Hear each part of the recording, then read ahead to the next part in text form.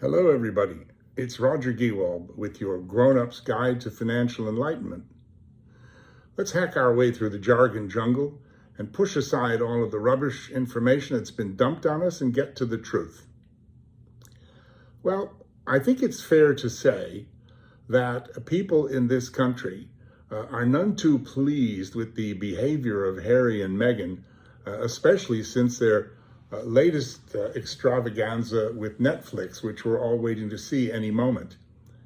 In the United States, however, it's a bit different. Their, quote, cause, unquote, is regarded in many circles very favorably.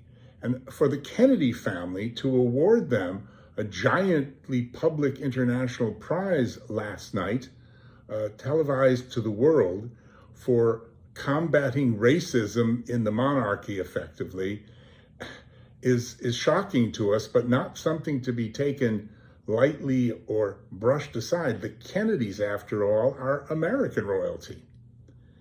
Now, in one of my regular radio segments in America, which this one I'm going to be doing in the next few hours, I fully expect that the participants, the host, and others will all have quite a different view than most people in Britain do, and will be praising the actions of Harry and Meghan.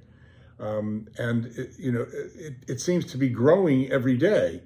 So I expect that there will be some arguments about this subject. And this made me start to think that things have now reached such a febrile dimension, such a fever pitch, that the way it's going to turn out is that either Harry and Meghan are going to be proved right and will have exposed a terrible, terrible situation, a terrible wrong within the royal family and Buckingham Palace, etc., or it will be proved that they are way out of line, have twisted facts, have manufactured situations which don't really exist or aren't portrayed as they really are, and they will come a cropper in the end. One doesn't really know which it will be, but when they say that they know something that the rest of us don't, if they're right, that could really be very, very damaging to the royal family. So I therefore started to wonder what happens in the unbelievable circumstance where the monarchy effectively ceases to exist as the power that it is today, the institution that it is today. My prediction is that if this were the case, it would hit the country very hard indeed. There is, of course, no relation, no correlation between the monarchy and the personal finances of Britons, of course, but I do believe that our markets would be hit once again, the same as they were after the disastrous Liz Truss, Kwasi Kwarteng mini budget. I think the markets would dump us. I think the international markets would see Britain as not just having failed to recover from the absurd and unnecessary disaster that we brought upon ourselves, but actually worse, having fallen even further, way further off the wagon. Interest rates would go up, they'd go shooting up.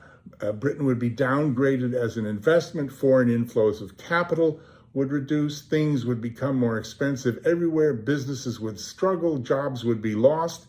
And all of this for a period until things settled down and the huge constitutional and political issues started to resolve.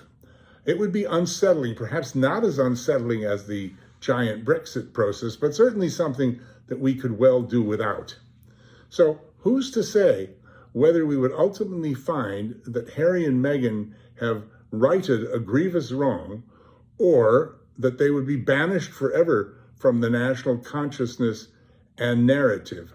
I don't know, but I think it's reaching that point, and I'm probably going to run one of my polls on this subject. So have a great day. Roger and out.